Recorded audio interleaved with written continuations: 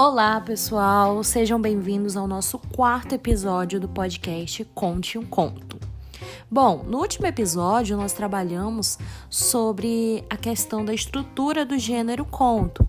Falamos sobre o texto de Teresa Lopes, da Abóbora Menina, e especificamos a questão do enredo, que é dividido entre introdução, o desenvolvimento, que nós vamos ter o conflito, o clímax e em seguida o desfecho.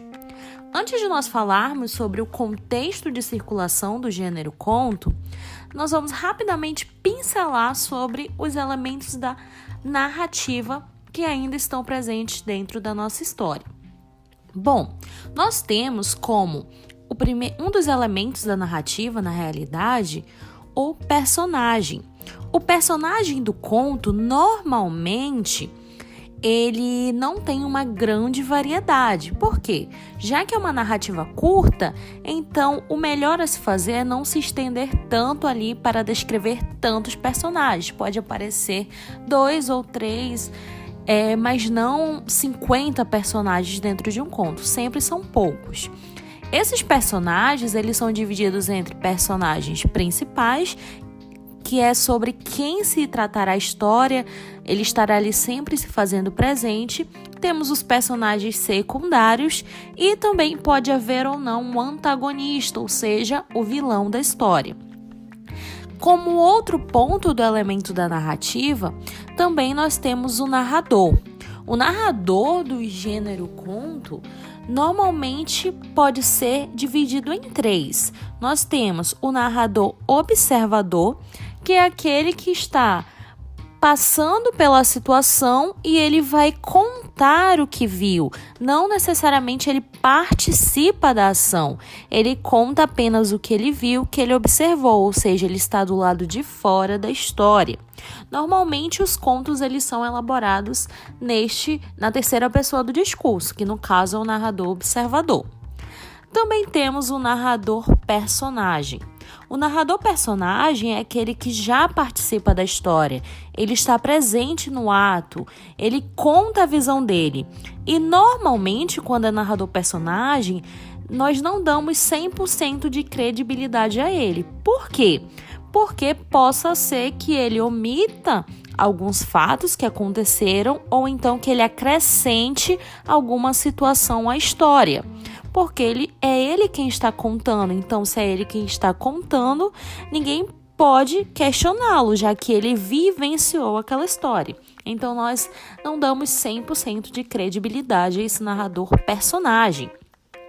E temos também um narrador onisciente. O narrador onisciente, ele assim como o narrador observador, ele não participa da história. Ele não vivencia as situações ocorridas durante a narrativa. Mas ele está do lado de fora, mas é como se ele tivesse um superpoder a mais que o narrador observador não tem. Ele consegue sentir o que os personagens estão passando naquele momento, ou seja, ele sabe se o personagem está feliz, se o personagem está alegre, se o personagem está triste, angustiado e assim por diante. Outro elemento da narrativa também presente no gênero conto é o espaço. O espaço ele pode ser tanto físico quanto um espaço psicológico. Por exemplo, um espaço físico, uma rua, uma escola, uma floresta, uma casa. E o espaço psicológico é aquele interior do personagem, quando nós vamos retratar o que está acontecendo no interior dele, como uma solidão, uma saudade e assim por diante. E o último elemento da narrativa que nós temos também é o tempo. O tempo também pode ser definido como psicológico ou cronológico. O tempo cronológico é aquele que tem uma ordem exata a ser seguida.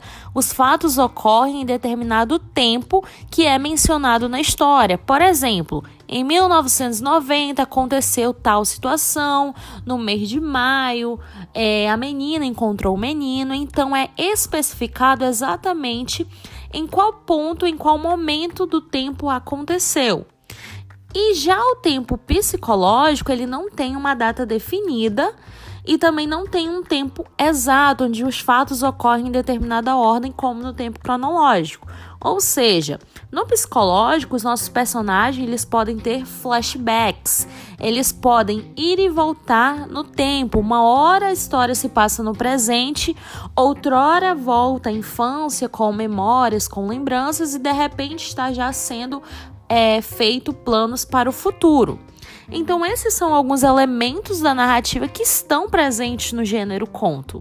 E para nós darmos continuidade a esse gênero que é tão rico e que provavelmente todos nós já tivemos contato em algum momento da nossa vida, para que serve ele? Onde ele está posto? Qual é o contexto de circulação desse gênero conto? Bom, o conto, como ele é entendido como uma história curta, ele é bem antigo. E é impossível nós darmos uma precisão exatamente da sua origem. Mas, de acordo com alguns estudos, é certo que ele se iniciou antes da escrita. Por quê? Contava-se histórias conhecidas como de um povo, seu folclore, em pequenos episódios, que, somando esses episódios, poderiam constituir uma narrativa maior, no caso, o mito do povo. Então, nós podemos dizer que o principal meio de circulação antes da escrita, esse meio do conto era a própria oralidade, já que ainda não se tinha onde colocar, onde transcrever essas histórias, as pessoas se reuniam, elas contavam ali sobre algo que de repente aconteceu na sua vida, ou então algo da sua cultura. Então, antes da escrita, o primeiro meio de circulação do conto era pela oralidade. E com o passar do tempo, a sociedade ela se tornou mais dinâmica e já com o advento da escrita, houve aí uma alteração no tipo de comunicação. E disso resultou um prestígio do conto como gênero literário. Mas como aconteceu isso? Como podemos dizer que houve esse processo do conto oral para o conto escrito? Foi através da revolução da imprensa, lá no século XV, que foi muito importante para a difusão dos jornais e dos livros, que hoje são, ao lado de revistas, os principais suportes para o gênero conto. Ou seja, após essa revolução da imprensa do século XV, os contos começaram a ser publicados em jornais, em revistas, em colunas, e os principais contistas da época eram Machado de Assis, Mário de Andrade, Luiz Vilela, Murilo Rubião e Clarice Lispector. Eles são os maiores contistas brasileiros que, desde o século XIX, tiveram seus contos publicados em livros e coletâneas. Atualmente, agora no século XXI, nós podemos também encontrar contos onde? Em sites, em blogs. Se você colocar ali na internet conto, vai aparecer diversos resultados para a sua pesquisa. Então, para nós vermos essa transição, esse contexto de circulação, primeiro começou na oralidade, depois do advento da imprensa, que veio a escrita, eles começaram a ser publicados em coletâneas, em livros, e agora nós temos ele de forma digital. Através da internet, você consegue ler qualquer conto que você quiser, você tem acesso. Então, este foi o nosso 4º episódio do podcast. Nos encontramos no próximo episódio, onde nós trabalharemos o público do conto. Até mais!